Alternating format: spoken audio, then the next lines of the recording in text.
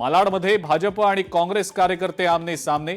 आरोग्य प्रशिक्षण केंद्राच्या लोकार्पणाच्या मुद्द्यावरनं श्रेयवाद। चुनाभट्टीजवळ रिक्षा रोखल्यानं आंबेडकर अनुयायी आक्रमक। पोलिसांसोबत बाचाबाची। एका दिवसासाठी दादर चैत्यभूमीपर्यंत रिक्षा सोडण्याची मागणी। आंदोलनानंतर रिक्षा सोडण्यास परवानगी। कोल्हापुरात महाविकास आघाडीमध्ये मिठाचा खडा। मातोश्रीवरून आदेश आल्यास कोल्हापूर पालिका निवडणुकीत स्वबळावर लढण्यास तयार।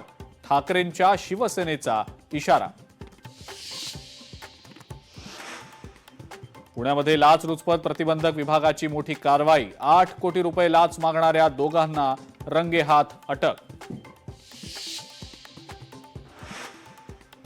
मतदार याद्यांवर कुणीही काहीही बोलत नाही। मतदार यादीतल्या घोळावर सुप्रीम कोर्टानं लक्ष द्यावं।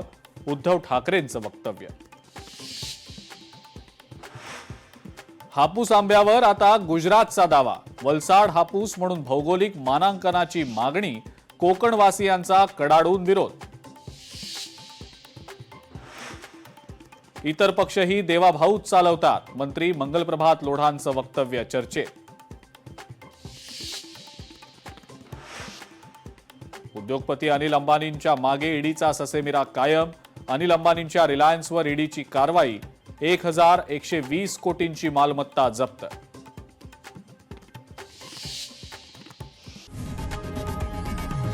लोकशाही मराठी ऐका, पहा, जागरूक रहा।